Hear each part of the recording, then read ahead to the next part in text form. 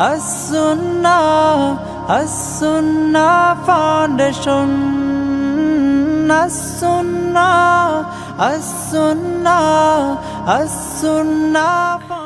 আসসালামু আলাইকুম ওয়া রাহমাতুল্লাহি ওয়া বারাকাতুহু। আলহামদুলিল্লাহ, সালাতু ওয়াসসালামু আলা রাসূলিল্লাহ, বাদ। সুপ্রিয় দর্শক শ্রোতা ভাই বোন, দেশ কিংবা প্রবাস যে যেখান থেকে দেখছেন, আপনাদের সকলকে সাদর আমন্ত্রণ জানাচ্ছি আস-সুন্নাহ ফাউন্ডেশনের স্টুডিও থেকে।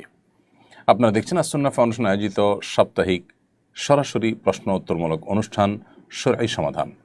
আজ শরঈ সমাধানের আমরা 265তম পর্বে উপনীত হয়েছি।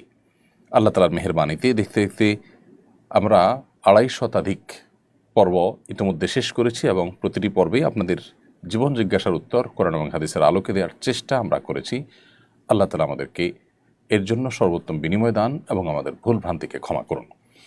প্রিয় দর্শক, আপনার যে কোনো জীবন জিজ্ঞাসামূলক প্রশ্ন এই পোস্টের মন্তব্যের ঘরে লিখুন। আমরা ইনশাআল্লাহ আপনার প্রশ্ন উত্তর দেওয়ার আপনার চেষ্টা অব্যাহত রাখব। আপনারা আমাদের লাইভ অনুষ্ঠানটি দেখতে পাচ্ছেন আমাদের ভেরিফাইড ফেসবুক পেজ, আমাদের ভেরিফাইড ইউটিউব চ্যানেল এবং As Sunnah foundation verified Facebook page এবং অন্যান্য পেজ ও চ্যানেল সমূহে একযোগে যে কোনো জায়গায় প্রশ্ন করলে আমরা ইনশাআল্লাহ আপনার প্রশ্ন সংগ্রহ করে উত্তর দেওয়ার চেষ্টা করব। যে সমস্ত প্রশ্নের উত্তর আমরা আজ লাইভে দিতে পারছি না সময়ের স্বল্পতার কারণে, সেগুলোর উত্তর ইনশাআল্লাহ আগামীকাল এবং পরশুদিন উলামা ইকরাম, আমাদের অ্যাডমিনগণ, তারা রিপ্লাইয়ের মাধ্যমে আপনাদেরকে দেওয়ার চেষ্টা অব্যাহত রাখবেন। এছাড়াও আস-সুন্নাহ ফাউন্ডেশনে অফিস টাইমে আপনি সরাসরি অফিসের নম্বরে ফোন করে আপনার যে কোনো শরঈ সমাধান জানার চেষ্টাও করতে পারবেন। প্রিয় দর্শক, আস-সুন্নাহ ফাউন্ডেশনের কোনো আপডেট দেওয়ার মতো থাকলে সেটিকে আমরা লাইভের শুরুতে সাধারণত দিয়ে থাকি। আজ আপনাদের কাছে দেওয়ার মতো আপডেট হলো যে আস-সুন্নাহ ফাউন্ডেশনের বৃক্ষরোপণ কার্যক্রম ঘোষিত হয়েছে, ইতোমধ্যে সেটি শুরু হয়েছে।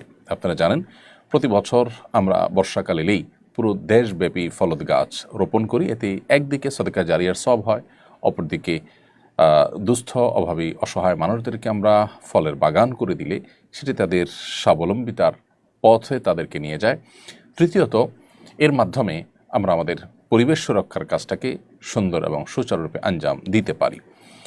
এই ত্রিমুখী উপকারিতাকে সামনে রেখে আমরা এই প্রজেক্টটা পরিচালনা করে থাকি। এই বছরও আলহামদুলিল্লাহ ঘোষণা হয়েছে প্রতিটা গাছের জন্য 100 টাকা দিয়ে আপনি একটা গাছের স্পন্সর হতে পারেন।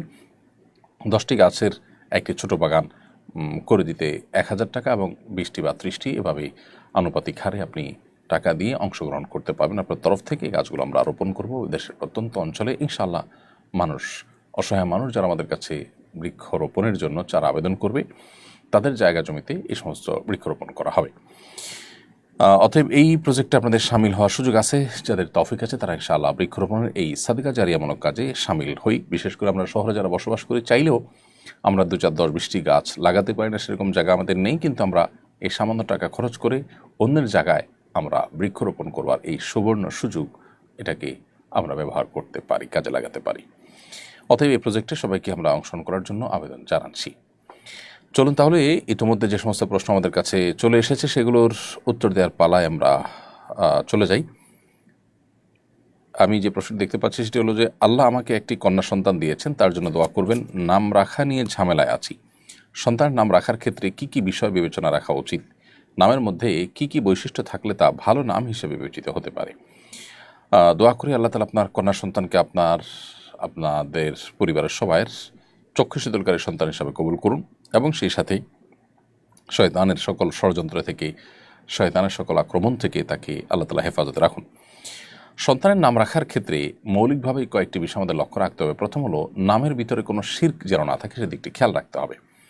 যেমন আবদুল্লাহ, আব্দুর রহমান এই নামগুলোর মাধ্যমে আমরা আল্লাহর দাসত্বের প্রকাশ এবং প্রমাণ দিয়ে থাকি, স্বীকৃতি দিয়ে থাকি।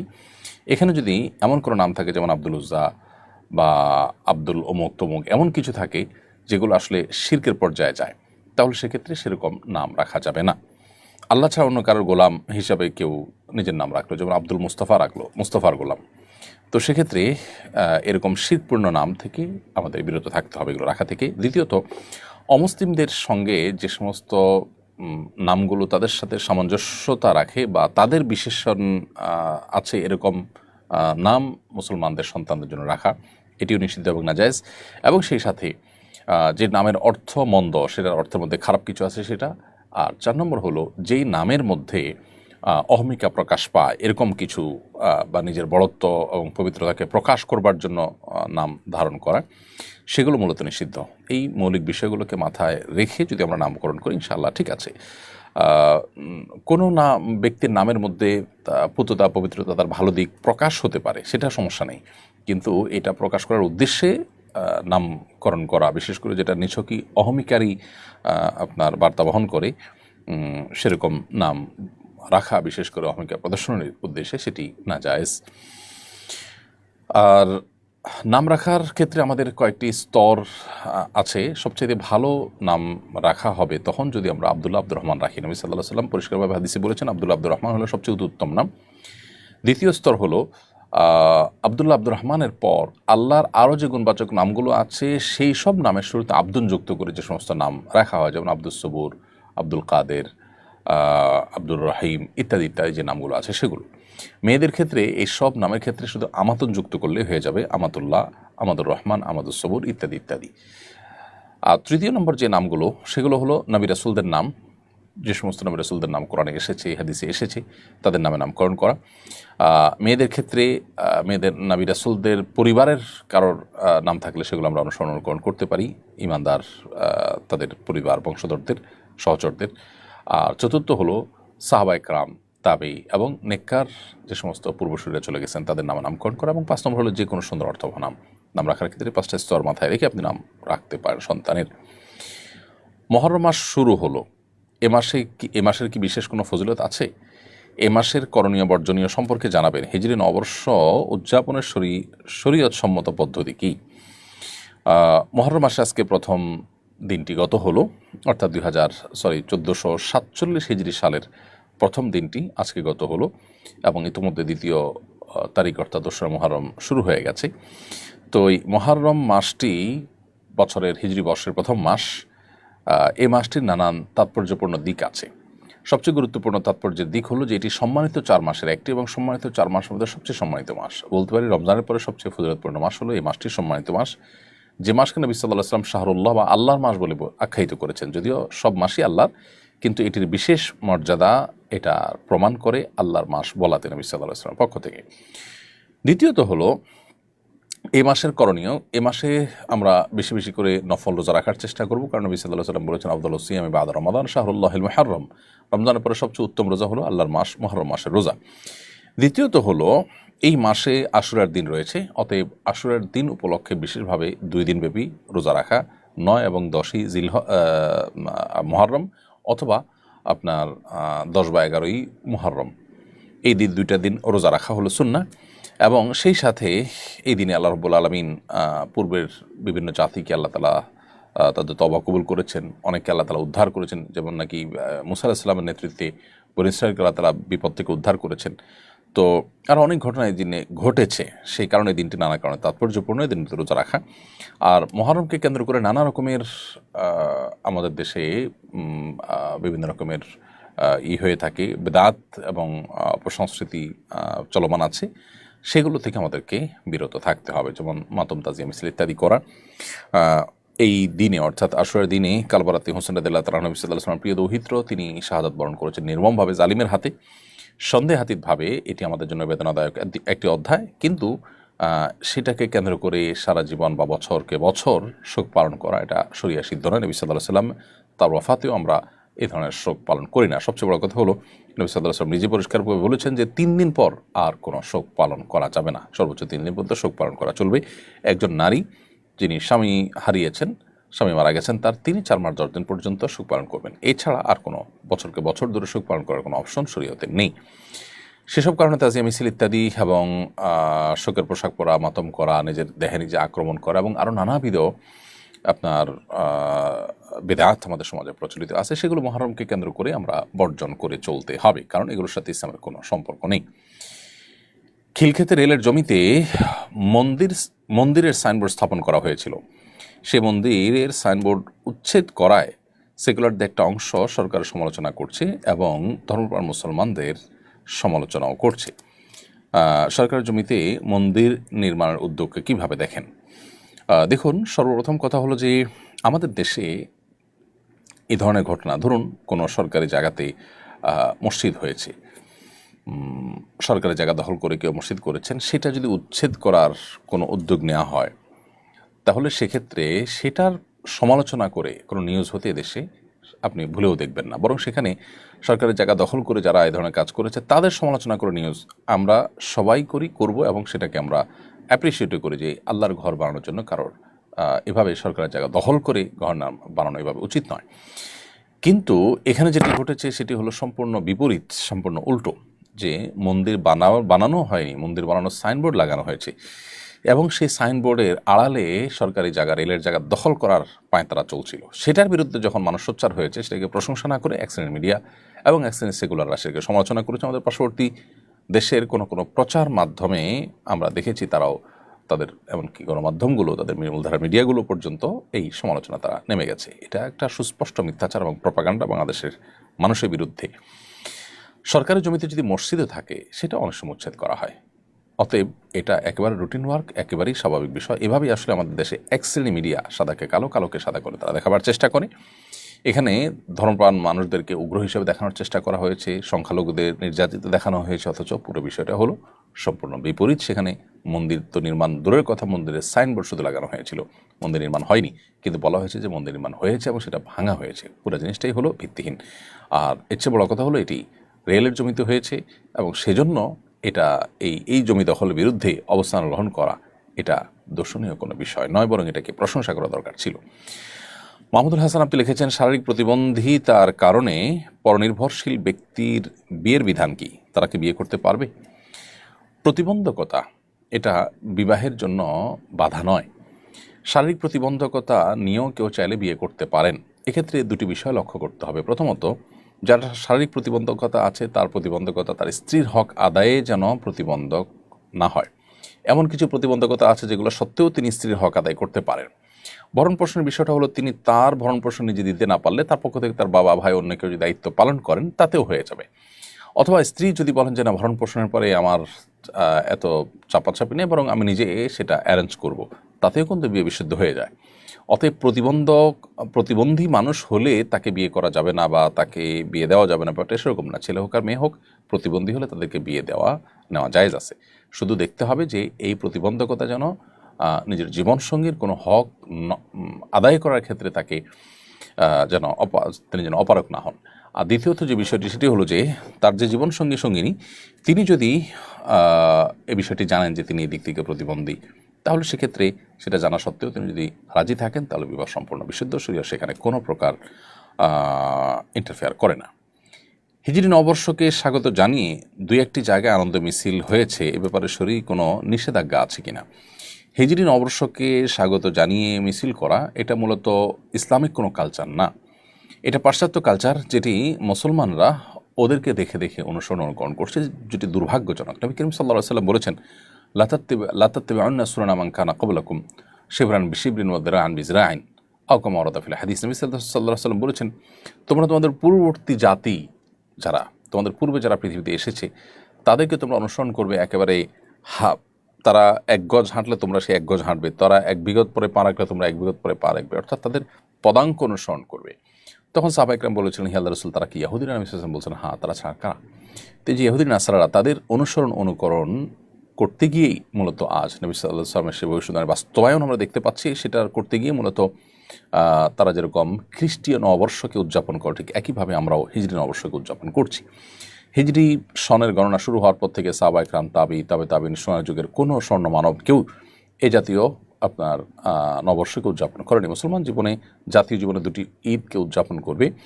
এর বাইরে এসব বর্ষবরণ বা বর্ষকেন্দ্রিক নববর্ষ কেন্দ্রিক যে উদযাপন আছে, এগুলো অগ্নিপূজক এবং পেগানদের থেকে, প্রকৃতি পূজারী থেকে এসেছে, এবং সেটা এখন ধারণ করে আছে পৃথিবীতে ইহুদি খ্রিস্টানরা। দুর্ভাগ্যজনকভাবে মুসলমানরা সেদিকে পা বাড়িয়েছে। তাদের নিজস্ব কালচার এবং সংস্কৃতি যা আছে সেটা তারা অনেকে ভুলে গেছেন। এজন্য এটা বর্জন করা উচিত। এটা আমাদের সংস্কৃতির সাথে সাংঘর্ষিক। কোনো জাতি যখন অন্য জাতির সংস্কৃতির মধ্যে নিজেদেরকে বিলীন করে ফেলে, তখন তাদের অস্তিত্ব সংকটের মধ্যে পড়ে এবং হুমকির মধ্যে পড়ে, তাদের স্বকীয়তা হারিয়ে যায়। আমি 25 বছর বয়সী একজন যুবক। আমার পরিবার বারবার বিয়ের জন্য চাপ দিচ্ছে, কিন্তু আমি এখনও মানসিকভাবে প্রস্তুত নই এবং দিনদার কোনো পাত্রীর খোঁজও পাইনি। আমি চাই সময় নিয়ে সিদ্ধান্ত নিতে, কিন্তু এতে পরিবার আমার প্রতি বিরক্ত। আমি কি গুনাহগার হচ্ছি? এটা কি পিতামাতার অবাধ্যতা হিসাবে বিবেচিত হবে? যদি আপনি 25 বছর বয়সী যুবক হয়ে থাকেন, তাহলে বিবাহের যথেষ্ট বয়স আপনার হয়ে গেছে। এমত অবস্থায় আপনার চরিত্র হেফাজতের জন্য বিবাহ করাটাই হলো শরিয়ার নির্দেশনা। সেক্ষেত্রে আপনার পরিবার যখন বিবাহের জন্য আপনাকে চাপ দিচ্ছেন, তাহলে সেটা শরিয়ার চাহিদাকেই তারা বাস্তবায়ন করতে চাচ্ছেন, তাদের এই চাপ দেওয়াটা অযৌক্তিক নয়। এখন প্রশ্ন হলো যে আপনি এই মুহূর্তে বিবাহ করার জন্য শারীরিকভাবে প্রস্তুত কিনা। শরিয়ার দৃষ্টিকোণ থেকে মোহর এবং স্ত্রীর ডাল ভাত জোগাড় করার মতো অবস্থা থাকলেই আপনি বিবাহ করতে পারেন। বিশেষ করে যদি চরিত্র হেফাজত করাটা ডিফিকাল্ট হয়, এই যুগে সবার জন্য ডিফিকাল্ট, পরিবেশটাই অত্যন্ত চ্যালেঞ্জিং। তো এই পরিবেশে যদি আপনি বিবাহ করলে আপনার ইমান, আমল, আপনার তাকওয়া, চরিত্র হেফাজত করতে সহজ হয়, তাহলে বিবাহ করাটা আপনার কর্তব্য। একদিকে আপনি উপযুক্ত বয়স হয়েছে আপনার, দ্বিতীয়ত হলো বাবা মার নির্দেশ আছে, তৃতীয়ত হলো আপনার বিবাহের নিড আছে, এবং চতুর্থত হলো আপনার সামর্থ্য আছে। তাহলে আপনার তাদের এই নির্দেশনাকে ডিনাই করাটা অন্যায়।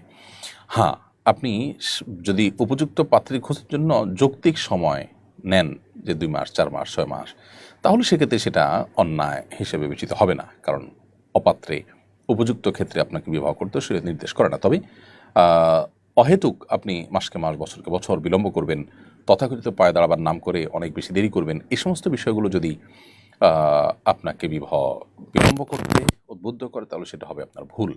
তবে বাবা মার এই নির্দেশনা আপনার জন্য মানাটা ফরজ নয়, বিশেষ করে যখন সেটি বাস্তবায়ন করাটা আপনার জন্য চ্যালেঞ্জিং। আপনি দিনদার পাত্রী পাচ্ছেন না, একটু সময় নিচ্ছেন, খুঁজছেন, তাহলে এক্ষেত্রে আপনার বাবা মার চাপাচাপিতে আপনার বদ্দিনদার কোনো মেয়ে, জানাতনে কোনো মেয়ে বিয়ে করতে আপনি বাধ্য নন। এটি হলো মৌলিক কথা। নিউ ইয়র্ক সিটিতে জোহরান মামদানি নির্বাচিত হয় অনেকে উচ্ছ্বসিত, বিষয়টিকে আপনি কীভাবে ব্যাখ্যা করবেন? দেখুন, প্রথমত এই ব্যক্তি সম্পর্কে ইতিমধ্যে বিভিন্ন রকমের পজিটিভ, নেগেটিভ, ভালো মন্দ বিভিন্ন দিক উঠে এসেছে, এবং সোশ্যাল মিডিয়াতে বিভিন্ন মিডিয়ার মারফতে তার পরিচয় এবং তার বিভিন্ন কার্যক্রম সেগুলো চলে আসছে। আমরা সেগুলো নিয়ে বিস্তারিত অ্যানালাইসিস করার সুযোগ সময় যেহেতু পাইনি, বা এটা আমাদের আপনার গবেষণার বিষয়ও নয়, সেজন্য আমরা ওই ব্যক্তি বিশেষ নিয়ে মন্তব্য করছি না। আমরা শুধুমাত্র এটুকু বলতে চাই যে প্রতিটি ঘটনার পর আমাদের আবেগে আমরা হারিয়ে যাওয়া অথবা অতি বেদনায় ভেঙে পড়ার বিপরীতে আল্লাহর কাছে আমাদের দোয়া করা দরকার। আল্লাহ প্রতিটি ঘটনার সুফল, সেই ঘটনার চূড়ান্ত পরিণতির জন্য ইসলাম এবং মুসলমানদের জন্য কল্যাণ বয়ে আনে, বিশ্ব মানবতার জন্য কল্যাণ বয়ে আনে। আমরা অনেক কিছুকে আমাদের জন্য কল্যাণকর মনে করি, সেটা আমাদের জন্য একসময় অকল্যাণকর প্রমাণিত হয়। সেরকমটি যে কোনো ক্ষেত্রেই হতে পারে। সেজন্য আমরা অতি উচ্ছ্বসিত হওয়ার পরিবর্তে আল্লাহ সুবহানাহু ওয়া তাআলার কাছে দোয়া করব, আল্লাহ যেন আমাদের জন্য কল্যাণের ফয়সালা করেন সব ক্ষেত্রে, এবং প্রত্যেকটা ঘটনার শেষ পরিণতির জন্য মুসলমানদের জন্য, ইমানদারদের জন্য, ইসলামের জন্য কল্যাণকর হয়। আমার এক সহপাঠী ফেসবুকে আত্মহত্যার স্ট্যাটাস দিয়েছিল, আমি তখন গুরুত্ব দিইনি। আলহামদুলিল্লাহ। পরে জানতে পারি সে সত্যি আত্মহত্যা করেছে। আমি মনে করি আমি যদি তখন কিছু করতাম হয়তো সে বাঁচত। এই অনুভূতি থেকে মুক্তি পেতে কি করা উচিত? আমি অনুশোচনায় ভুগছি। প্রিয় ভাই, আত্মহত্যা করা কবিরা গুনাহ, মহা অপরাধ। আত্মহত্যাকারী জাহান্নামে নিবেদিত হবে, নবী সাল্লাল্লাহু আলাইহি ওয়াসাল্লাম বলেছেন। আল্লাহ তাআলা আমাদেরকে হেফাজত করুক। পশ্চিমা সভ্যতা এটি আমাদের মধ্যে যত বেশি বিস্তার লাভ করছে, তত বেশি আমাদের মধ্যে ডিপ্রেশনের পরিমাণ বাড়ছে, আত্মহত্যার প্রবণতা তত বেশি বৃদ্ধি পাচ্ছে। কোনো ব্যক্তি আত্মহত্যা করতে যাচ্ছে, এটি আপনি জানার পর যদি তাকে নিবৃত্ত করার কোনো উপায় আপনার কাছে থাকে, তাহলে আপনার কর্তব্য, আপনার উপর ওয়াজিব এবং আবশ্যক হয়ে যায় তাকে নিবৃত্ত করতে উদ্যোগী হওয়া। যদি আপনি বুঝতে ভুল করে থাকেন, মনে করেছেন যে আবেগে দিয়েছে, এটার এমন কোনো সিরিয়াসনেস এখানে নাই, সেটা মনে করে আপনি এড়িয়ে থাকেন, তাহলে এটা আপনার বোঝার ভুলের কারণে আশা করা যায় আল্লাহ তাআলার কাছে আপনি গুনাহগার হবেন না। বিধায় এটা নিয়ে অহেতুক মর্মপীড়া আপনার ভোগার প্রয়োজন নেই। তবে হ্যাঁ, এটা ঠিক যে এখান থেকে শিক্ষা নিয়ে আপনি পরবর্তীতে এই জাতীয় ইস্যুগুলোকে আরেকটু গুরুত্বের সাথে দেখার চেষ্টা আপনাকে করতে হবে, এবং সেই সাথে আপনার এখানে যে উদ্যোগ নেওয়ার সুযোগ ছিল যেটা আপনি নেননি, সেটার কারণে আল্লাহ তাআলার কাছে আপনি ইস্তেগফার করবেন, ক্ষমা প্রার্থনা করবেন, ভবিষ্যতের জন্য এরকম ভুল না হয় সেজন্য আল্লাহ তাআলার সাথে প্রতিশ্রুতিবদ্ধ হবে। সম্প্রতি খবরে দেখলাম কাবাঘরের গিলাফ পরিবর্তন করা হয়েছে। কাবাঘরের গিলাফ পরিবর্তন হয় কেন, কখন থেকে গিলাফ পরিবর্তনের প্রচলন শুরু হয়? সৌদি সরকারের পক্ষ থেকে প্রায়ই রাষ্ট্রীয় অতিথিদের গিলাফের টুকরা উপহার দিতে দেখা যায়। অতিথিরা এটাকে বাধাই করে সংরক্ষণ করে ড্রয়িং রুমে ড্রয়িং রুমে রাখেন। এভাবে কাবার গিলাফের টুকরো রাখার কোনো ফজিলত আছে কিনা? কাবার গিলাফ পরিবর্তন করার ইতিহাস অনেক পুরনো। এটা কোনো বেদাত নয় এবং এটা নবী সাল্লাল্লাহু আলাইহি ওয়াসাল্লাম পরবর্তীতে প্রচলিত হওয়া কোনো বিষয়ও নয়। বরং কাবা ঘরের গিলাফ পরিবর্তন হওয়া নিয়ে নানামুখী মত আছে, নানা ধরনের মত আছে। একটি মত হলো ইসমাঈল আলাইহিস সালাম স্বয়ং তিনি কাবা ঘর নির্মাণের পর একটা সময় তিনি কাবা ঘরের গিলাফ পরিয়েছেন। অনেকে বলেছেন নবী সাল্লাল্লাহু আলাইহি ওয়াসাল্লামের পূর্ববর্তী বংশধর আদনান তিনি পরিয়েছেন। আবার কেউ কেউ বলেছেন যে তুব্বা হিমিয়ারি তিনি এটি সর্বপ্রথম পরিয়েছেন। আবার নবী করিম সাল্লাল্লাহু আলাইহি সাল্লাম নিজেও হিজরতের পর মক্কা বিজয়ের পর তিনি কাবার গিলাফ পরিবর্তন করেছেন।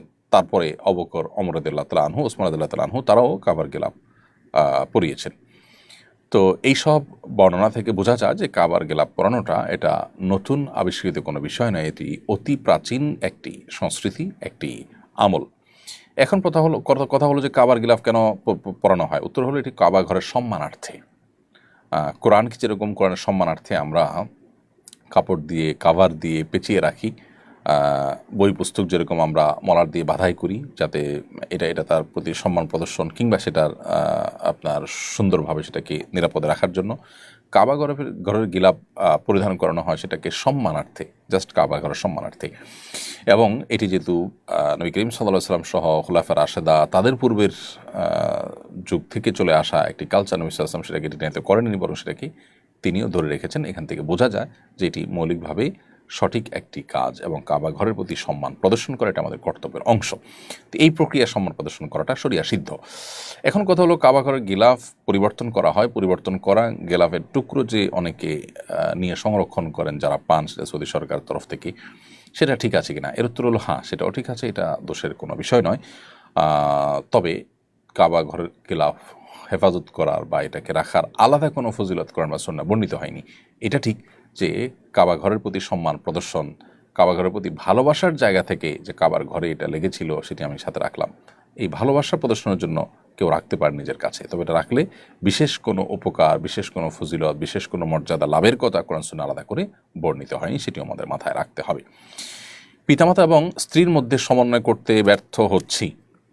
পিতামাতা এবং স্ত্রীর চাহিদা যদি বিপরীতমুখী হয় তাহলে কার চাহিদাকে প্রাধান্য দেব? কোরআন সুন্নাহ ও বাস্তবতার আলোকে নির্দেশনা দিবেন। পিতামাতা এবং স্ত্রীর মধ্যে সমন্বয় করাটা আমাদের সমাজে নানা কারণে জটিলতা সৃষ্টি হয়, এটা জটিল আকার ধারণ করে। তো এরকম পরিস্থিতিতে আসলে আমরা যদি এমন কোনো পজিশনে চলে যাই যে কোনো একজনের চাহিদাকে প্রাধান্য দিতে হচ্ছে, তাহলে কোনো কোনো ক্ষেত্রে পিতামাতাকে আমরা প্রাধান্য দিতে হবে। দেখতে হবে যে বিষয়টা কোন ধরনের। কোনো কোনো ক্ষেত্রে আবার স্ত্রীরটাকে প্রাধান্য দিতে হবে। যদি স্ত্রীর হক আদায় করা সংশ্লিষ্ট বিষয় হয়, পিতামাতা চাচ্ছেন স্ত্রীর হক আদায় না করতে, স্ত্রী চাচ্ছে তার হক আদায় করতে, তো শরীয়ত আপনাকে স্ত্রীর হক আদায় করতে নির্দেশ করেছে, বিধায় এখানে পিতামাতা নিষেধ করলেও স্ত্রীর চাহিদাকেই অগ্রাধিকার দিতে হবে। আর যদি স্ত্রীর নফল চাহিদা হয় যেটা আপনি আদায় করতে বাধ্য নন কিন্তু পিতামাতা সেটা নিষেধ করেন, তাহলে সেটা পিতামাতার নির্দেশনাকে আমলে নিয়ে স্ত্রীকে আপনি কনভিন্স করার এবং বোঝানোর চেষ্টা করতে হবে যে তার প্রতি আপনার ভালোবাসার কোনো কমতি নাই, কিন্তু বাবা মার প্রতি রেসপেক্টের জায়গা থেকে শুধুমাত্র আপনি এখানে সীমাবদ্ধ পরিসরে আপনাকে কাজ করতে হচ্ছে অথবা তার চাহিদা পূরণ করতে পারছেন না। তো এই বিষয়গুলোকে আসলে একক মূলনীতির আলোকে আনা কঠিন বা এক কথা উত্তর দেওয়া কঠিন, কারণ এটা পরিস্থিতি এবং চাহিদার ধরন, চাহিদার প্রকৃতি এগুলোর উপর নির্ভর করে ডিসিশন নিতে হবে কার হক কতটুকু। স্ত্রীর হক নষ্ট করে পিতামাতাকে খুশি করা যাবে না, আবার পিতামাতার হক নষ্ট করে স্ত্রীকে খুশি করা যাবে না। কার কোনটা হক সেটা জেনে সে অনুযায়ী আপনাকে ডিসিশন নিতে হবে। এজন্য সুনির্দিষ্ট কোনো ইস্যু তৈরি হলে আপনার কোনো আলেমের সাথে, পরিচিত কোনো আলেম, বিদগ্ধ আলেমের সাথে দেখা করে তারপর বিস্তারিত বলে তার কাছ থেকে উত্তর নেওয়ার চেষ্টা করবেন। ফার্মগেটের কৃষিবিদ ইনস্টিটিউটের সামনে ফল মেলা অনুষ্ঠিত হয়েছে। অনুষ্ঠানের শেষ দিন স্টলগুলো থেকে ফল লুটপাটের ঘটনা ঘটে। বিভিন্ন বয়সের ও শ্রেণী পেশার নারী পুরুষকে লুটপাটে অংশ নিতে দেখা যায়। সামান্য ফলের জন্য লুটপাটে হুমড়ি খেয়ে পড়াকে কিভাবে দেখেন? এহেন জাতীয় অবক্ষয় থেকে মুক্তির উপায় কী? খুবই গুরুত্বপূর্ণ প্রশ্ন। ফল মেলাতে যারা যান, বিশেষ করে ফল মেলাতে ফল কিনতে যারা যান, তারা সমাজের একেবারে গরিব অসহায় মানুষ না। তারা সমাজের এমন মানুষ যারা খেয়ে পরে ভালো আছেন, এখন তারা ফল খাইতে চাচ্ছেন, ফলের মেলা দেখতে গেছেন, এরকম হলো বেশিরভাগ মানুষ। হ্যাঁ, উৎসুক জনতা হিসাবে অনেক মানুষ, গরিব মানুষও যায়, সেটা সীমিত পরিসরে। সাধারণত এই সমস্ত মেলা যারা যান তারা খেয়ে পরে ভালো আছেন এমন মানুষগুলো। এরপরও তারা যারা লুটপাটে অংশগ্রহণ করেছেন সেখানে গিয়ে এটা আমাদের নৈতিক অবক্ষয়ের চরম একটা রূপ এটাকে প্রকাশ করেছে। অর্থাৎ আমাদের সমাজের মানুষের নৈতিক অবক্ষয় এটা যে কোন পর্যায়ে পৌঁছেছে এই ঘটনা থেকে সেটি বোঝা যায়। এতটুকু সংযম যদি আমাদের মধ্যে না থাকে তাহলে আমরা নিজেদেরকে মুসলিম অন্তত দাবি করবার নৈতিক অধিকার আমরা রাখি না। লুটপাট মানুষজন করছে দেখে আমিও লুটপাট করব, আমার বিবেক আমাকে বাধা দিবে না, এটা রীতিমতো অসুস্থতা, এটা রীতিমতো অপরাধ প্রবণতা। আমরা যারা এই ঘটনায় জড়িয়েছি, যে সমস্ত মানুষজনের ঘটনায় জড়িয়েছেন, তারা আয়না নিজেদের চেহারাটা দেখা উচিত। তারা মানুষ হিসাবে কতটা অপরাধপ্রবণ, তাদের প্রবৃত্তি কতটা নষ্ট হয়েছে এই ঘটনার মধ্য দিয়ে সেটি কিন্তু প্রকাশ পেয়েছে। আমাদের উচিত এজন্য রাষ্ট্রের সর্বস্তরে আমাদের জীবনের প্রতিটি ক্ষেত্রেই ধর্মীয় শিক্ষা, মোরালিটি, নীতিনৈতিকতা, এটার চর্চা আমাদের মধ্যে বাড়ানো। তাহলে ইনশাআল্লাহ বিইذনিল্লাহ আশা করা যায় অধঃপতন থেকে, নৈতিক অবক্ষয় থেকে আমরা রক্ষা পেতে পারি। আমাদের শিক্ষা থেকে নিয়ে প্রত্যেকটা সেক্টরেই নৈতিক শিক্ষার তেমন কোনো বালাই আমরা দেখি না, তেমন কোনো গুরুত্ব আমরা সেখানে দেখি না। এটা হলো দুর্ভাগ্যজনক একটি বাস্তবতা আমাদের জীবনে। সাইয়দ সুলাইমান আপনি লিখেছেন, আমি টি শার্ট প্রিন্টিংয়ের ব্যবসা করি। অনেক কাস্টমার টি শার্টের ছবি প্রিন্ট করে করিয়ে নিতে চায়। আমি কি তাকে টি শার্টের ছবি প্রিন্ট করে দিতে পারি কিনা?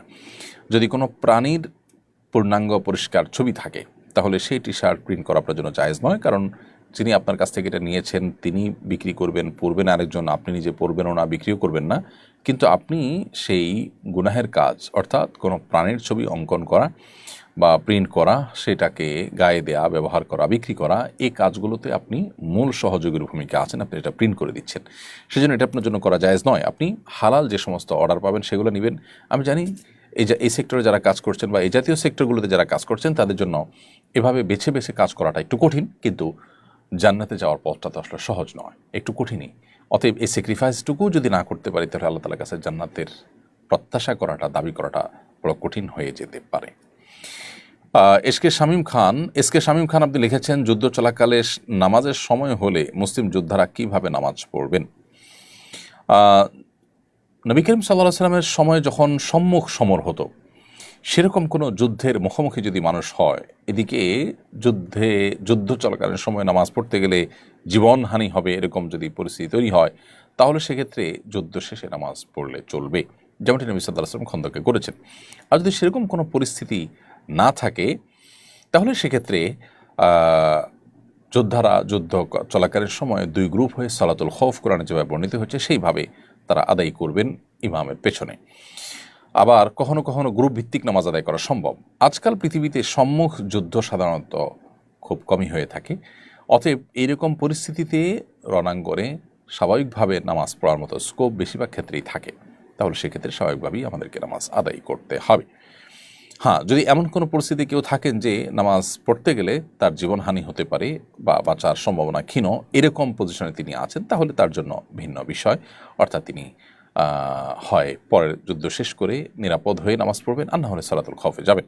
আর স্বাভাবিকভাবে যারা রণাঙ্গনে আছেন, যুদ্ধক্ষেত্রে আছেন, চাইলেই নামাজ পড়তে পারেন তাদের বাংকারে অথবা তাদের যে জায়গায় তারা অবস্থান নিয়েছেন সেই জায়গায়, তাহলে সেখানে তারা স্বাভাবিকভাবে নামাজ পড়বেন, প্রয়োজনে জামাতে পড়ে, আর জামাতে আদায় করা সম্ভব না হলে একাকী।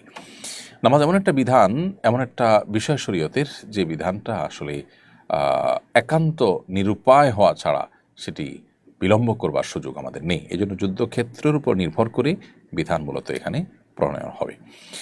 আমি আমার স্ত্রীকে দাওয়াতি কাজে সহযোগী বানাতে চাই, কিন্তু তিনি আগ্রহী নন। স্ত্রীকে দাওয়াতি কাজে সহযোগী করতে কিভাবে উদ্বুদ্ধ করা যেতে পারে?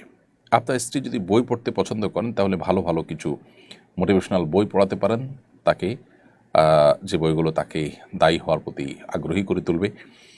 আর যদি বই পড়ার অভ্যাস তেমন না থাকে তাহলে সেক্ষেত্রে আপনি তাকে ভালো দাওয়াতি কাজ করেন এবং তিনি তাদের দ্বারায় প্রভাবিত হতে পারেন, এরকম ব্যক্তিদের সাথে তার পরিচিতি যেন ঘটে, তার সাথে ওঠা বসা যেন ঘটে, সেই ব্যবস্থা আপনি করবেন, সেই উদ্যোগ আপনি নেবেন। যদি সেটা নেন, ইনশাআল্লাহ আশা করা যায় যে আপনি তাকে দাওয়াতের পথে আনতে পারবেন।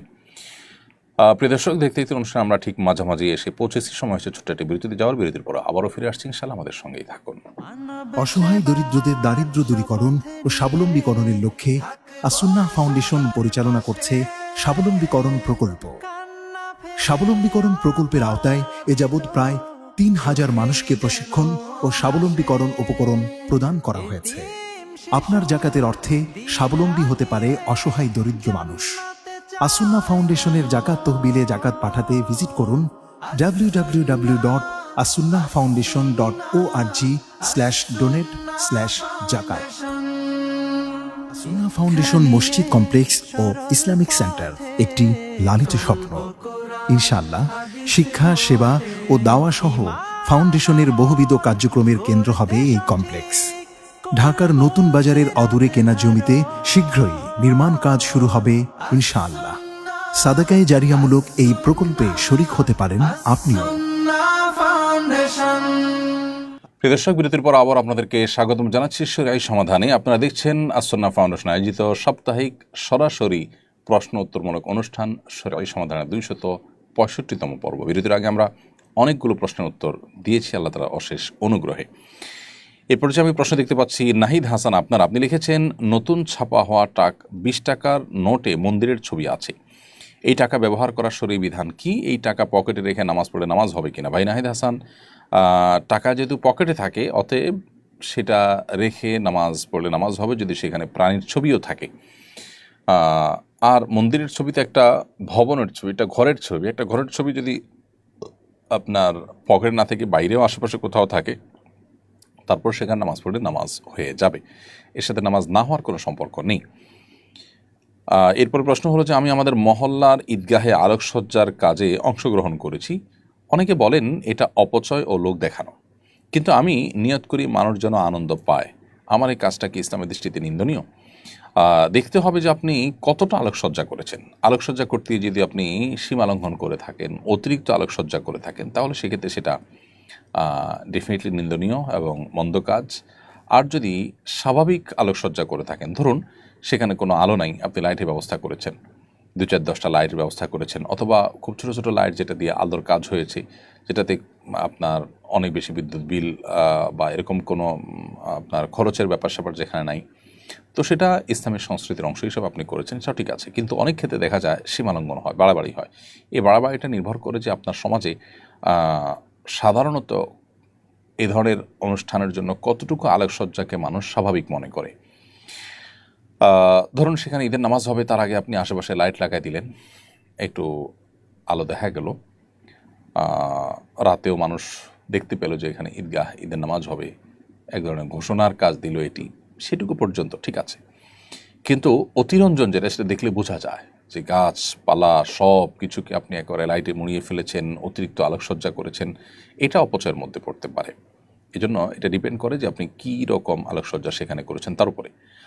এরপর প্রশ্ন হলো, আমার স্ত্রীর সঙ্গে মান অভিমান লেগেই আছে, দিন দিন তিক্ততা বাড়ছে, দাম্পত্য জীবনে ভালোবাসা ও শান্তি বজায় রাখতে করণীয় কি সদুপদেশ কামনা করছি। আমাদের যে দাম্পত্য জীবনে এই অশান্তির অন্যতম প্রধান কারণ হলো দ্বীনি শিক্ষার অভাব। দ্বীনি শিক্ষা যদি কারোর মধ্যে থাকে, তাহলে দাম্পত্য জীবনে তিনি অবশ্যই সংযমী, ধৈর্যশীল এবং কৃতজ্ঞ হবেন। সংযমী, ধৈর্যশীল এবং কৃতজ্ঞ যদি আমরা না হই, তাহলে সেক্ষেত্রে আমাদের দাম্পত্য জীবনে শান্তি কখনো আসবে না। উভয়কেই একই সঙ্গে সংযমী হতে হবে এবং কৃতজ্ঞ হতে হবে। যেটুকু পেয়েছি তার জন্য আল্লাহ শুকর, যেটুকু পাইনি তার জন্য সবর। এই দুইটার সমন্বয় সাধন করা ছাড়া দাম্পত্য জীবনে সুখ শান্তি পাওয়া সম্ভব নয়। দ্বিতীয়ত, আমাদের জীবনে শয়তানের প্রভাব অনেক বেশি এবং অনেক ভয়ঙ্কর। আল্লাহ নবী সাল্লাল্লাহু আলাইহি সাল্লাম আমাদের সামনে এমন এক জীবন দর্শন রেখে গেছেন, যেখানে প্রতিটা পদে পদে শয়তান থেকে আশ্রয় প্রার্থনা করার শিক্ষা দেওয়া হয়েছে। সে বিষয়টিকে আমরা আজকাল অনেকখানি ভুলে বসে আছি, এবং সেটার কারণেই কিন্তু আমাদের জীবনে দেখা যায় যে অশান্তি, দুঃখ দুর্দশা এবং এই জাতীয় তিক্ততা এগুলো বেড়েই চলেছে। আরেকটি বিষয় হলো, কোরআন থেকে আমরা দূরে সরে গেছি। আমাদের বাসাবাড়িতে কোরআনের তিলাওয়াত নাই, কোরআনের উপর আমল নাই, কোরআনের যে হকগুলো আদায় করার ব্যাপার আছে সেগুলোতে আমাদের কোনো খেয়াল নেই। এগুলোর কারণেও আমাদের দিন দিন তিক্ততা বাড়ছে, অশান্তি বাড়ছে পরিবারগুলোতে। আমরা দেখতে পাচ্ছি যে কলহ বৃদ্ধি হচ্ছে এবং পরিবারগুলো ভেঙে খান খান হয়ে যাচ্ছে। তাহলে এই ত্রিমুখী প্রচেষ্টা যদি আমরা করি, ইনশাআল্লাহ আশা করা যায় যে আল্লাহ তাআলা আমাদেরকে দাম্পত্য জীবনে সুখ এবং শান্তি দান করবেন, যেটি মুসলমানদের অনেক বড় একটা গৌরবের দিক, অনেক বড় একটা নেয়ামত আল্লাহর তরফ থেকে, যে আল্লাহ তাআলা আমাদেরকে দাম্পত্য জীবনে সুখ শান্তি দান করেছেন দিনকে মানার কারণে। অতএব এই বিষয়গুলোর প্রতি আমাদের খেয়াল রাখা দরকার, সেই নেয়ামতকে পরিপূর্ণভাবে উপভোগ করবার জন্য। হজের তওয়াফের সময় ভুলবশত হাত সবুজ বাতির দিকে তুলেছিলাম, এতে তওয়াফ বাতিল হবে কিনা, বিষয়টি নিয়ে আমি খুবই বিচলিত। না, তওয়াফের সময় আপনার হাত ডানে বামে কোনো দিক গেলেও তাতে তওয়াফ বাতিল হয় না। সেক্ষেত্রে সবুজ লাইটের দিকে হাত যাওয়াতে কোনো অসুবিধা নেই। আপনি হয়তো হাজর আসওয়াদ পাথরের দিকে হাত তুলতে গিয়ে ডান পাশে তুলেছেন, তাতে আপনার তওয়াফের কোনো ক্ষতি হয়নি।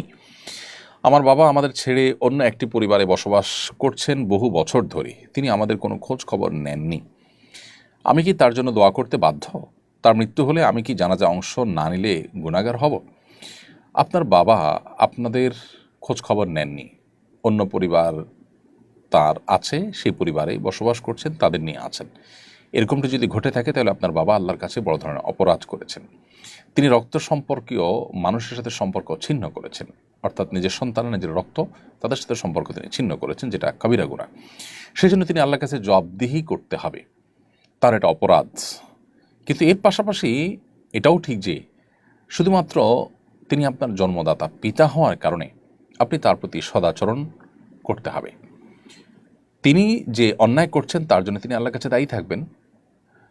তার অন্যায়ের কারণে আপনিও তাকে বিচ্ছিন্ন করবেন এবং তার সাথে সম্পর্ক নষ্ট করবেন, বা আপনি অভিমান বা কষ্টের জায়গা থেকে তার প্রতি মিনিমাম সন্তান সুলভ যে দায়িত্বটুকু আছে সেটুকু পালন করবেন, এটা সঠিক নয়। আমাদের মনে রাখা দরকার যে আমাদের এই যে পিতা পুত্র বা মা ছেলে মেয়ে, এই যে বাবা মার সাথে সন্তানদের একটা সম্পর্ক, এই সম্পর্কটা গিভ অ্যান্ড টেকের সম্পর্ক না। জন্মসূত্রেই রক্ত সম্পর্কীয় আত্মীয়দের সাথে সুসম্পর্ক বজায় রাখতে হয়। অর্থাৎ আমাকে আল্লাহ রাব্বুল আলামিন তাদের ব্লাড আমার ব্লাড এক রেখেছেন, জাস্ট এই কারণেই তাদের প্রতি আমার দায়িত্ব রয়েছে, সেই দায়িত্ব আমাকে পালন করতে হবে। আমি জানি এটা খুবই কঠিন একটা ব্যাপার, যিনি সারা জীবন আমাদের খোঁজখবর নেননি, ইগনোর করেছেন, এরকম একজন মানুষের প্রতি মিনিমাম রেসপেক্ট, বা তাকে তিনি এতটা দায়িত্ব জ্ঞানহীনতার পরিচয় দিয়েছেন, তাকে আবার আমার জায়গা থেকে শ্রদ্ধা করা, এটা একটু ডিফিকাল্ট। কিন্তু এই ডিফিকাল্ট কাজটা করাটাই তো আমাদের জন্য চ্যালেঞ্জের কাজ, এবং এটার বিনিময়ে আল্লাহ আমাদেরকে জান্নাত দিবেন। নবী করিম সাল্লাল্লাহু আলাইহি ওয়াসাল্লাম পরিষ্কারভাবে বলেছেন, লাইসাল ওয়াসিলু বিল মুকাফি, যে ব্যক্তি আত্মীয় স্বজন কে আপনার গিভ অ্যান্ড টেকের মতো করে সুসম্পর্ক বজায় রাখে তাদের সাথে, অর্থাৎ তারা কিছু দিল তারপরে তার বিনিময়ে সেও ভালো আচরণ করে বা সুসম্পর্ক রক্ষা করে, এ ব্যক্তি আত্মীয়তার সম্পর্ক রক্ষাকারী নয়। এটা তো বিনিময়ে দিলেন, যে কোনো মানুষের সাথে সম্পর্ক হবে, কেউ আপনাকে দিল আপনিও দিলেন। আত্মীয়তার সম্পর্ক রক্ষাকারী হলো যে আত্মীয় সম্পর্ক রক্ষা করছে না তার সাথে সুসম্পর্ক বজায় রাখা। তো এখানে আপনার পিতা সবচেয়ে বড় আত্মীয়, তার প্রতি সদাচরণ করা আপনি মিনিমাম চেষ্টাটা করবেন। মন থেকে কষ্ট আসে, সেটার জন্য আল্লাহ তাআলার কাছে অনুযোগ তো আপনার মন থেকে যাই, কিন্তু পাশাপাশি আপনি পিতা হিসাবে তার প্রতি খোঁজখবর রাখা, মৃত্যুবরণ করলে জানাজা যাওয়া বা তার কল্যাণ কামনা করা, এই যে তিনি ভুল পথে আছেন, তিনি যেন এটা ভুলটা বুঝতে পারেন, তার জন্য যেন হেদায়েত হয়, তিনি যেন আল্লাহর কাছে মাপ চেয়ে যেতে পারেন, আপনাদের কাছ থেকে মাপ নিয়ে যেতে পারেন, নাহলে তো তিনি জাহান্নামে যাবেন। এই যে কল্যাণ কামনা, এটুকু অন্তত বাবার জন্য আপনার থাকা দরকার।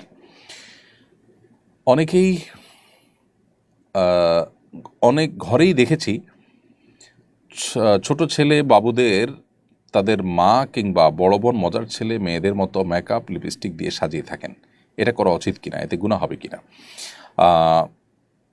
প্রথমত, প্রাপ্তবয়স্ক ছেলে মেয়েদের মধ্যে একে অন্যের বেশভূষা ধারণ করা এটা তো পরিষ্কারভাবে নিষিদ্ধ। নবী সাল্লাল্লাহু আলাইহি ওয়াসাল্লাম বলেছেন, লাআনাল্লাহুল মুতাশাব্বিহিনা মিনার রিজালি বিন নিসা ওয়া লাআনাল্লাহুল মুতাশাব্বিহাত মিনান নিসাই বির রিজাল। যে সমস্ত পুরুষরা যে সমস্ত মেয়েরা ছেলেদের বেশভূষা ধারণ করে, তাদের মতো আচার আচরণ, তাদের মতো পোশাক আশাক, তাদের মতো সাজগোজ, যে কোনোভাবে তাদের সাথে সাদৃশ্য গ্রহণ করে, তাদের প্রতি আল্লাহ তাআলা লানত এবং অভিশাপ নাজিল হয়, বর্ণিত হয়। অর্থাৎ এটি গুনাহের কথা, অপরাধের কথা। সমাজে সমকামের বিস্তার ঘটে এই সমস্ত কালচারের ডেভেলপমেন্টের মধ্য দিয়ে। আজ অত্যন্ত সূক্ষ্মভাবে গোটা পৃথিবীতেই প্রত্যেকটা সমাজের পরতে পরতে এই নারী পুরুষের ভেদাভেদকে তুলে দিয়ে সমকামিতার পথকে সুগম করার একটা চেষ্টা চলমান আছে। এটি সাধারণ একটি বিষয় যেটি আমাদের জানা থাকার কথা অনেকেরই। এর পাশাপাশি প্রশ্নে যেটি উল্লেখ করা হয়েছে বাচ্চাদের ক্ষেত্রে এটা করা নাজায়েজ হবে কিনা, যে জিনিসটা আসলে বড়দের জন্য নাজায়েজ হয়, যেটা আমরা একটু আগে জানলাম, সেই জিনিসটা বাচ্চাদের ক্ষেত্রেও করা উচিত নয়, সেটা বাচ্চাদের ক্ষেত্রেও করাটাও নাজায়েজ। সেই জিনিসটা আমাদের মাথায় রাখতে হবে। তবে বাচ্চার কোনো গুনাহ হবে না, যেহেতু সে কোনো কাজ করেনি, কিন্তু যে সাজাবে সেই প্রাপ্তবয়স্ক হলে তার গুনাহ হবে।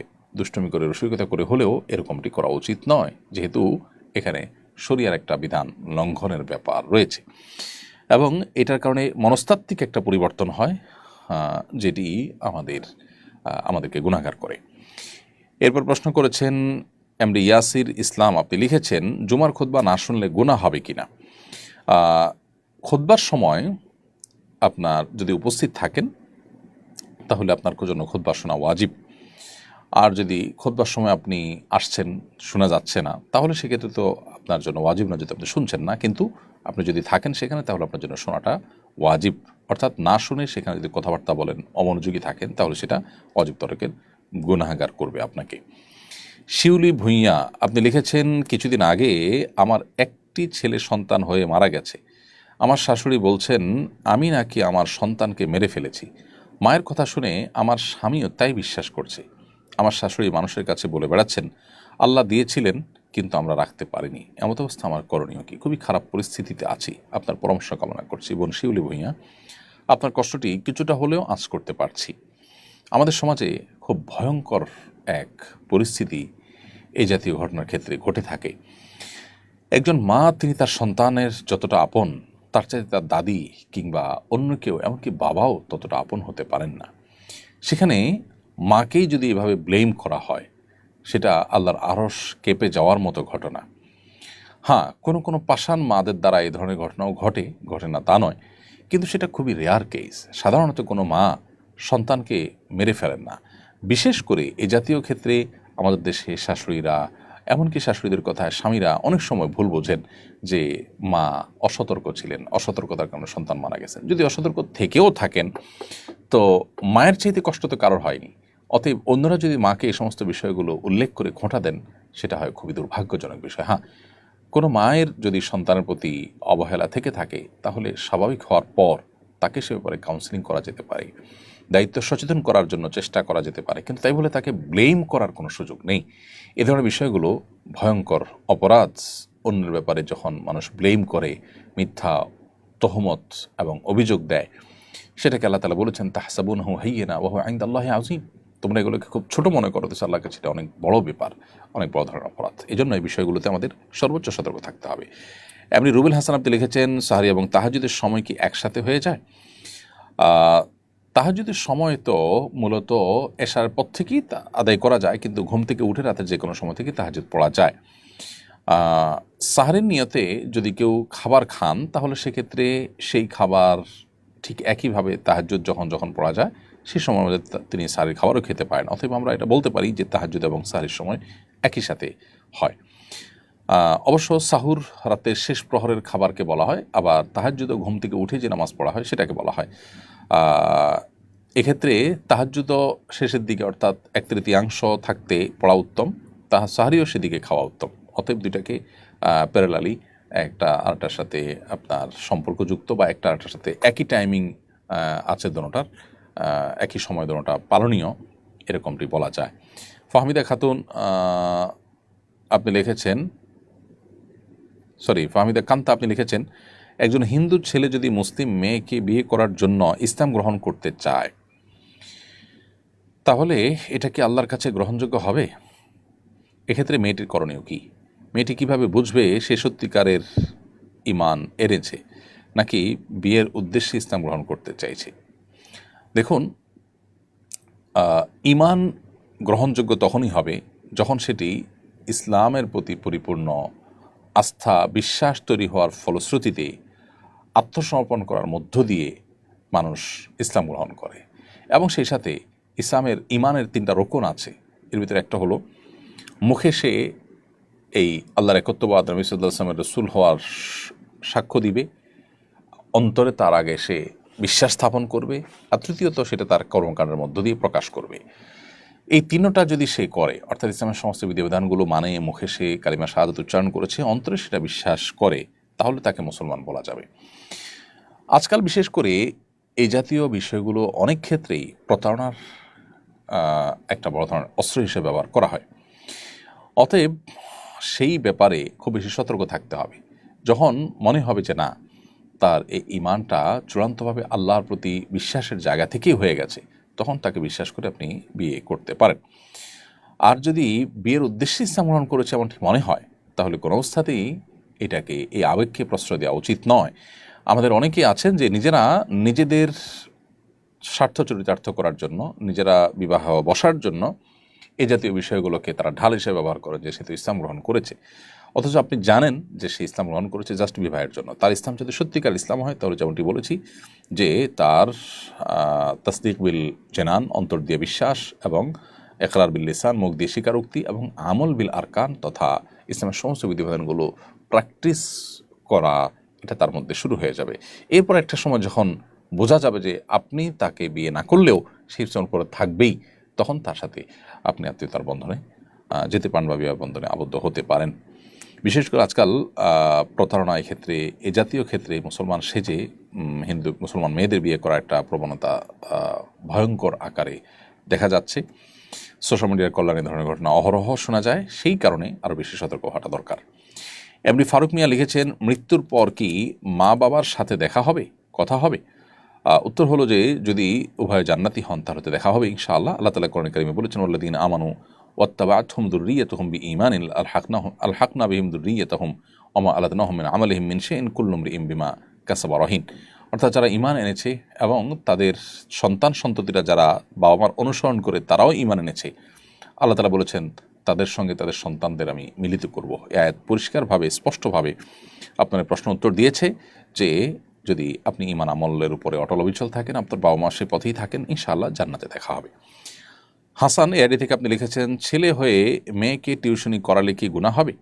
আর ছেলে ছাত্রের টিউশনি করলেও যদি ছাত্রের মায়ের সঙ্গে নিয়মিত যোগাযোগ করতে হয়, তাহলে সেটা কি গুনাহের অন্তর্ভুক্ত হবে কিনা? আপনি প্রাপ্তবয়স্কা মেয়েকে কিংবা প্রাপ্তবয়স্ক হওয়ার কাছাকাছি যেটা দেখতে প্রাপ্তবয়স্ক হওয়ার মতো হয়, সেরকম মেয়েদেরকে পড়ানোটা আপনার জন্য গুনাহের কথা। যদি পর্দার মধ্যে রেখে পড়াতে পারেন এবং অন্যান্য মেয়েদের সাথে পড়ান এবং সেক্ষেত্রে ফিতনা থেকে আপনি নিজেকে সেভ করার জন্য শত চেষ্টা করেন এবং আপনি টিকে থাকতে পারেন, তাহলে সেটা করতে পারেন। কিন্তু পর্দার বিধান লঙ্ঘন করে যদি পড়ান, সেটা গুনাহের ব্যাপার হবে। আর শিক্ষার্থীর মায়ের সাথে, ছাত্রীর মায়ের সাথে যোগাযোগ করার যে ব্যাপারটা, সেটাও প্রয়োজন যতটুকু হয় ততটুকু। ধরুন টেক্সট মেসেজ আদান প্রদান করার মাধ্যমে প্রয়োজন পূরণ হতে পারে, তাহলে সেটুকু করবেন। প্রয়োজনের বাইরে যোগাযোগ করা বা সীমা ছাড়িয়ে যাওয়া, সেটা হলো নাজায়েজ এবং গুনাহের কথা। অতএব প্রয়োজনের মধ্যে আপনি নিজেকে রাখলে সেটা ঠিক আছে। এরপরে শারমিন ইয়াডি থেকে আপনি লিখেছেন, আমার স্বামী দিন পালনে উদাসীন, তাই আমি আমার বাবার বাড়ি এসে থাকি, আর ঢাকায় আমার ভালো লাগে না, এতে কি আমার গুনাহ হচ্ছে?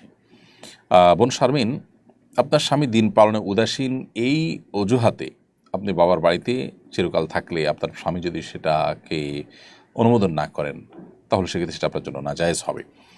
আপনার স্বামী দিন পালনে উদাসীন হলে আপনি তাকে দিন পালনে মোটিভেটেড করবেন, দাওয়াত দিবেন, চেষ্টা করবেন, এবং পাশাপাশি স্বামীর অধীনে, তার বিবাহের অধীনে যতদিন আছেন, তার স্ত্রী হিসাবে যতদিন আছেন, ততদিন পর্যন্ত তার হক আদায় করার আপনি চেষ্টা করবেন।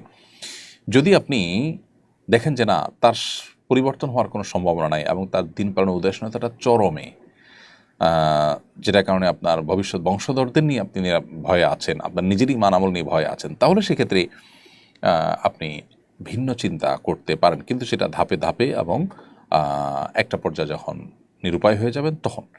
কিন্তু তার আগ পর্যন্ত তিনি আপনার স্বামী, আপনি তার স্ত্রী হয়ে থাকলে আপনি তার হক আদায়ের ব্যাপারে সচেষ্ট থাকতে হবে।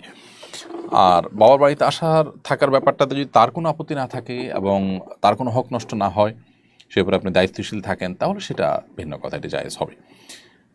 এরপরে মেহরান মনি আপনি লিখেছেন, মেয়েদের চুল উঁচু করে বাধা নিষেধ, কিন্তু হিজাবের নিচে তো চুল খোলা রাখা যায় না, খোপা করতেই হয়।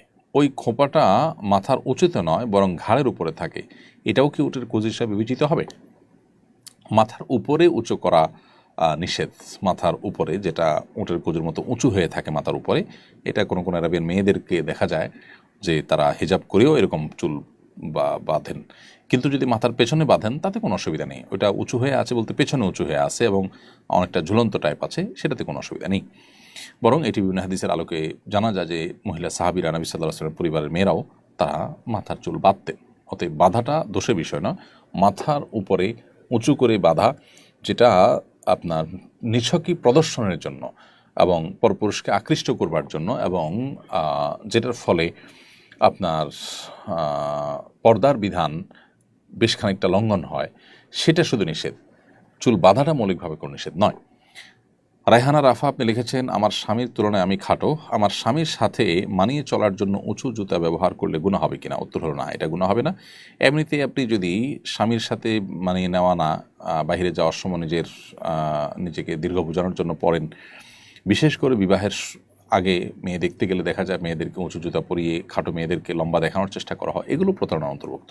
বাট স্বামীর সাথে আপনি যাচ্ছেন, সেক্ষেত্রে মানানসই হওয়ার জন্য বা স্বামীকে খুশি করার জন্য আপনি পড়ছেন, সেটি অবশ্যই জায়েজ আছে।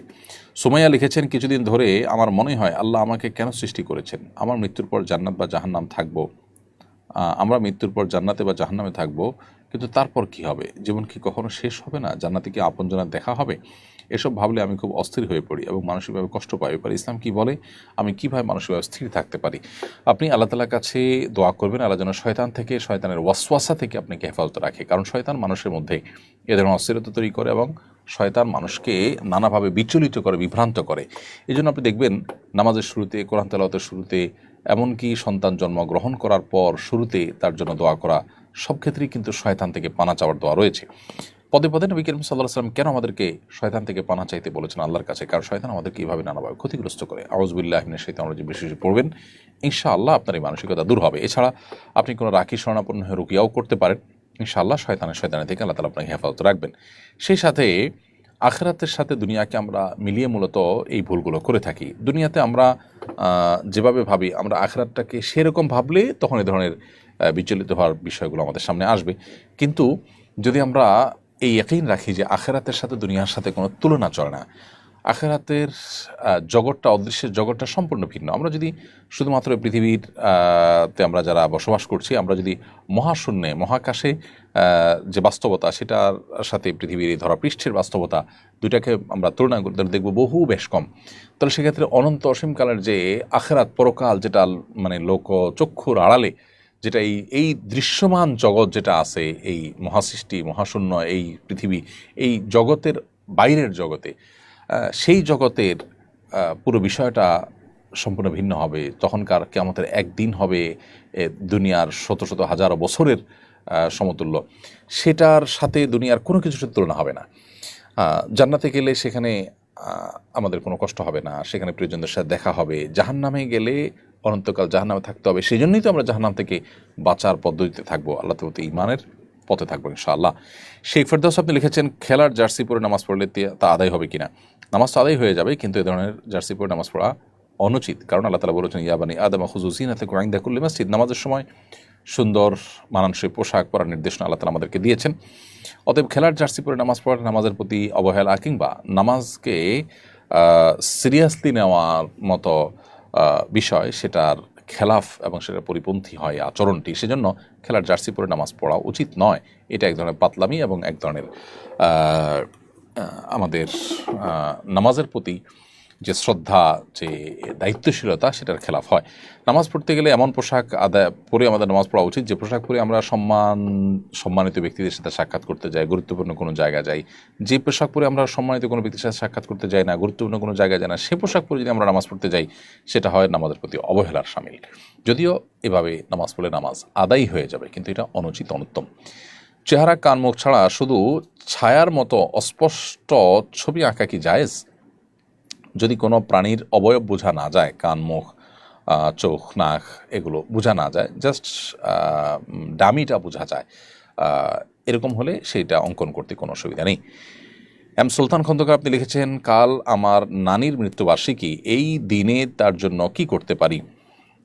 ভাই সুলতান খন্দকার, মৃত্যুবার্ষিকীকে কেন্দ্র করে কিছু করার নেই, তবে আপনি আপনার নানির জন্য সবসময় দোয়া করবেন, আল্লাহ যেন তাকে মাগফিরাত নসিব করেন, তার কাছে ফরিয়াদ করবেন, আল্লাহ আপনি আমার নানিকে মাফ করে দিন, তার ভুল ত্রুটি ক্ষমা করুন।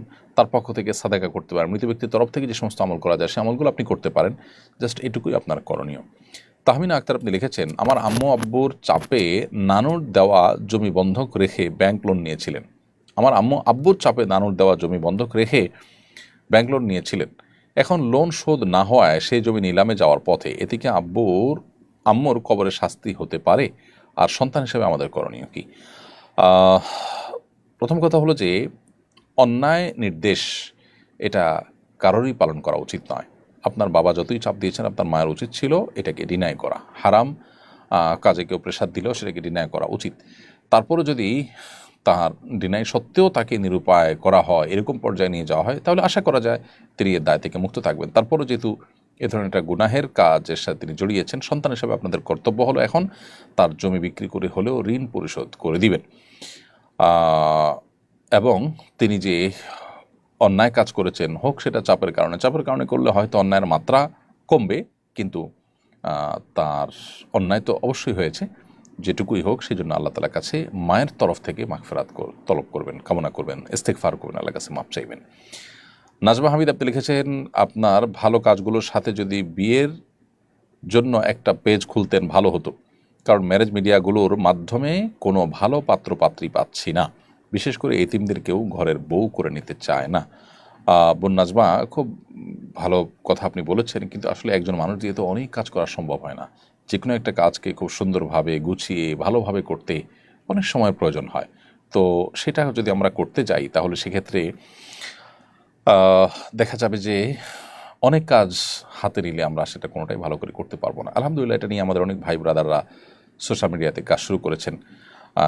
আমার মনে হয় সেটার ডেভেলপমেন্টে আমরা সর্বাত্মক সহায়তা করতে পারি, এবং সেই সাথে এরকম যারা আছেন তারা যদি নিজ নিজ এলাকাতে, নিজ নিজ এরিয়াতে দিনই বিভিন্ন সার্কেল সেক্টরের সাথে তারা ইনভলভ হয়ে যান, তাহলে সেক্ষেত্রে তাদের সমস্যাগুলোর সমাধানের পথ অনেক বেশি সহজ হবে ইনশাআল্লাহ।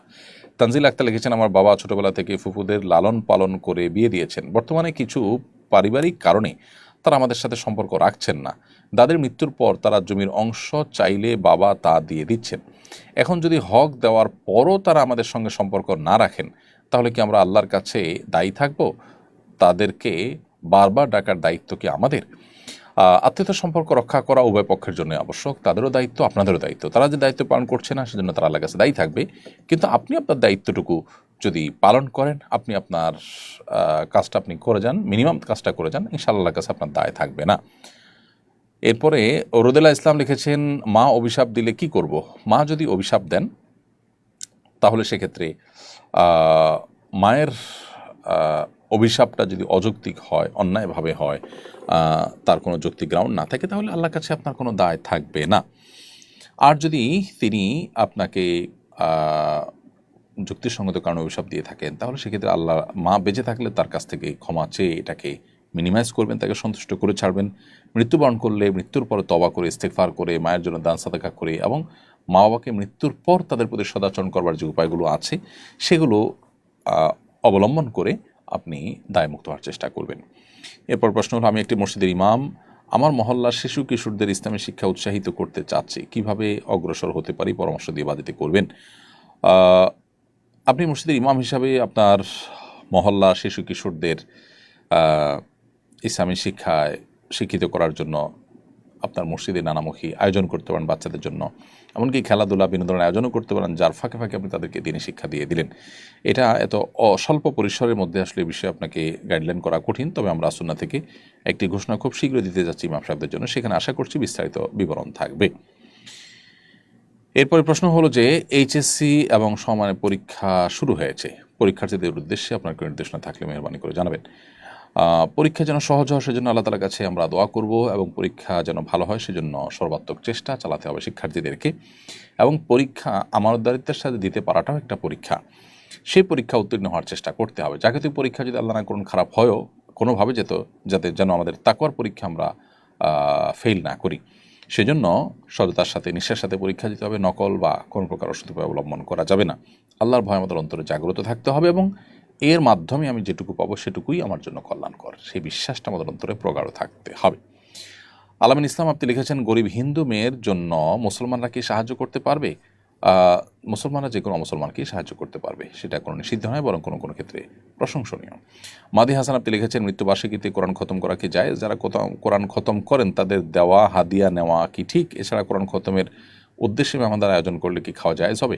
কোরআন কারীম যার যারটা তিনি তেলাওয়াত করবেন, একজন আরেকজনের কোরআন তেলাওয়াত করে দেওয়া, খতম করে দেওয়া, বিশেষ করে হুজুর ভাড়া করে, ছাত্র ভাড়া করে, হাফিজ ভাড়া করে কোরআন খতম করায় নেওয়া, এটা সঠিক কোনো পদ্ধতি নয়। আর এছাড়া নবী করিম সাল্লাল্লাহু আলাইহি ওয়াসাল্লাম থেকে মুসনাদ আহমদের মধ্যে একটি হাদিস রয়েছে, তিনি বলেছেন, ইকরাউল কোরআন ওয়া লা তাকুলু বিহি, তোমরা কোরআন তেলাওয়াত করো, কোরআনের বিনিময়ে খাইও না। এখানে পরিষ্কারভাবে হাদিসের খেলাফা বিধায় এই ভুল রীতিটা আমাদের ভাঙা দরকার। যার যার কোরআন তিনি তেলাওয়াত করবেন। আর আল্লাহ কোরআনে বারবার বলেছেন, আল্লাহ ইনসান ইল্লা মা সা, মানুষ যা চেষ্টা করে সেটার বিনিময়ে তিনি পান। আরেকজনের চেষ্টা করেন আর বিনিময়ে আমি পাবো, এরকমটি হয় না। অর্থাৎ এখানে আমি কোরআন তেলাওয়াত করলাম আর আপনি আমাকে টাকা দিলেন, সবটা আপনাকে ট্রান্সফার করে দিলাম, এরকম কোনো সিস্টেম কিন্তু নেই। বিধায় এই ভুল প্রথার প্রচলন বন্ধ হওয়া দরকার।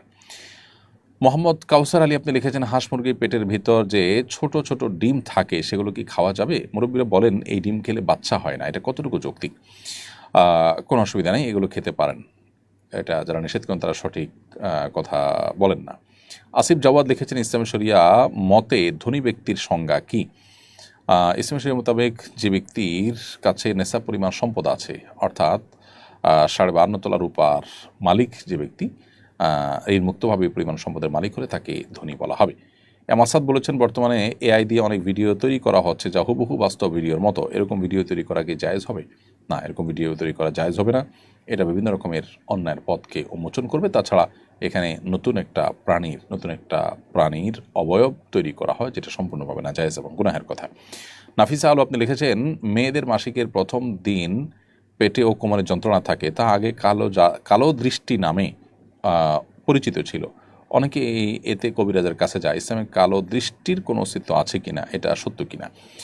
কালো দৃষ্টি বলতে কী বোঝানো হয় আমি জানি না, যদি নাকি কাল দৃষ্টি বলা হয়েছে সেটা আমি জানি না।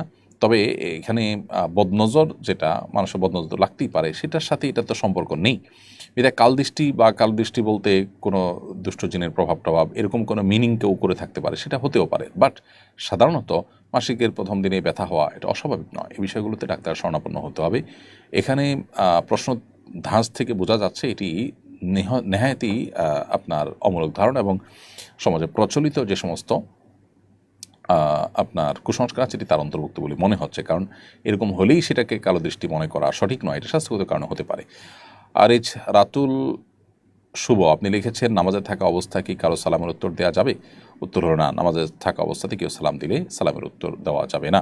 পরিষ্কারভাবে সহিহ বুখারী হাদিস রয়েছে, আব্দুল্লাহ ইবনে মাসউদ রাদিয়াল্লাহু তাআলা থেকে তিনি বলেছেন, কুন্না নুসাল্লিমু আলা নবী সাল্লাল্লাহু আলাইহি ওয়াসাল্লাম ফি সালাত, আমরা নবী করিম সাল্লাল্লাহু আলাইহি ওয়াসাল্লামকে নামাজের মধ্যে সালাম দিতাম। ফায়ারুদ্দু আলাইনা, তিনি আমাদের নামাজের সালামের জবাব দিতেন। ফালাম্মা রাজানা মিন ইনদি নাজাশি, এটা হলো ইসলামের শুরুর দিকের কথা। যখন নাজাশির ওখান থেকে আমরা ফিরে আসলাম, অর্থাৎ নাজাশি বাদশার সাথে রাসূল ইসলামের দূত হিসেবে যখন গেলেন, সাহাবীরা প্রতিনিধি হিসেবে গেলেন, সেখানে তারা ছিলেন, হিজরতের জন্য গেছেন। সেখানে যখন তারা ফেরত আসছেন, নবী সাল্লাল্লাহু আলাইহি ওয়াসাল্লাম বলেছেন, আব্দুল্লাহ ইবনে মাসউদ বলেছেন যে তখন সাল্লামনা আলাইহি, আমরা নবীজিকে সালাম দিতাম নামাজের মধ্যে, ফালাম ইয়ারুদ্দু আলাইনা, তিনি নামাজ জবাব দিতেন না। ওয়াকাল ইন্না ফিস সালাতি শুগলা, এবং তিনি বলতেন নামাজের মধ্যে ব্যস্ততা আছে, এখানে জবাব দেওয়া যায় না। এই জন্য নামাজের মধ্যে সালাম দিলে সালামের জবাব দেওয়া যাবে না, আর নামাজি ব্যক্তিকে সালাম দেওয়াও যাবে না। প্রিয় দর্শক, আমরা আরও অনেক প্রশ্ন আমাদের সামনে দেখতে পাচ্ছি, কিন্তু আমাদের সময় আর সায় দিচ্ছে না। এই জন্য আমাদের কাজকে এখানে শেষ করতে হচ্ছে। আল্লাহ যদি তৌফিক দান করেন, ইনশাআল্লাহ আগামী সপ্তাহে ঠিক একই সময় আপনাদের সামনে আমরা এই লাইভ অনুষ্ঠানে উপস্থিত হব। সে পর্যন্ত আল্লাহ আমাদের সবাইকে ভালো রাখুন, নিরাপদে রাখুন, সুস্থ রাখুন। আজ আমাদের সাথে যারা লাইভে ছিলেন, দেশ কিংবা বিদেশ থেকে, তাদের সবাইকে কৃতজ্ঞতা জ্ঞাপন করছি। আল্লাহ আমাদের সবাইকে জানা কথাগুলো অনুযায়ী আমল করার তৌফিক দান করুন, না জানা কথাগুলোর ইলম আল্লাহ আমাদের সবাইকে দান করুন। ইন আসাবতু ফামিনাল্লাহ, যদি সঠিক কিছু বলে থাকি আমি প্রশ্ন উত্তর সেশনে, সেটি আল্লাহ তরফ থেকে। ওয়াইন আখতাতু ফামিন্না মিনাশ শাইতান, যদি ভুল কিছু বলে থাকি সেটি আমার এবং শয়তানের তরফ থেকে। আল্লাহ আমাদের সবাইকে রহম করুন, আমাদের সবাইকে আল্লাহ তাআলা তার আনুগত্যের প্রতি পরিচালিত করুন। জাযাকুমুল্লাহু খায়রা। আসসালামু আলাইকুম ওয়া রাহমাতুল্লাহি ওয়া বারাকাতুহু। আসুন্নাহ ফাউন্ডেশন, উম্মার স্বার্থে সুন্নাহ।